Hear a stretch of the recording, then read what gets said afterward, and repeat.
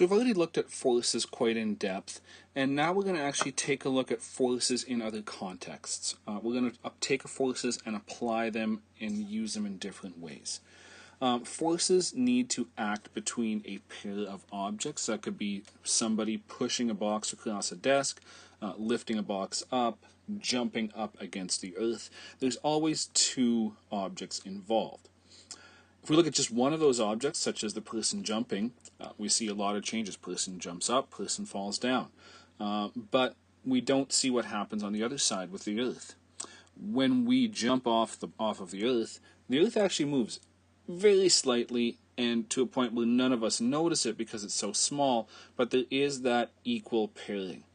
There's that balancing, making the net force equal to 0. So leaving force for just a second, we're going to talk about something called work. Now, work in physics does not mean the same thing as it does in real life. We can work at things like lifting boxes, digging ditches, etc.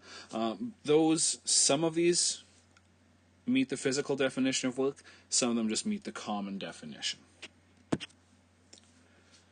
In physics, the word work is used to describe what is accomplished when a force acts. So the force not only has to be there, it actually has to act and do something to the object. So for example, somebody standing in an elevator, if the elevator is not moving, the elevator is not doing work. It's holding them up, but it's not doing anything. Once the elevator is rising, the elevator is doing work because it's actually lifting them and moving them. Same thing as lifting a box. We are performing work against the Earth's gravity, and so on, examples like that. But no matter what, for work to happen, we need two things. We need one, an applied force, and a displacement. So whatever object is having work done on it, the work only happens once it moves. So for example, on top here, pushing a box across a table, lifting a box up against gravity, hammering a nail down into a piece of wood. Every single one of those has work done because the object has moved. The formula for work, it's a relatively simple one.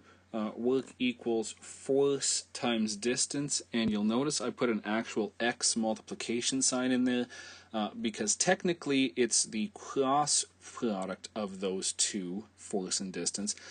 Cross product at a high school level doesn't mean much. We're not going to get that deep into it, but for any of you taking physics at a university level, you may be exposed to things that are cross products.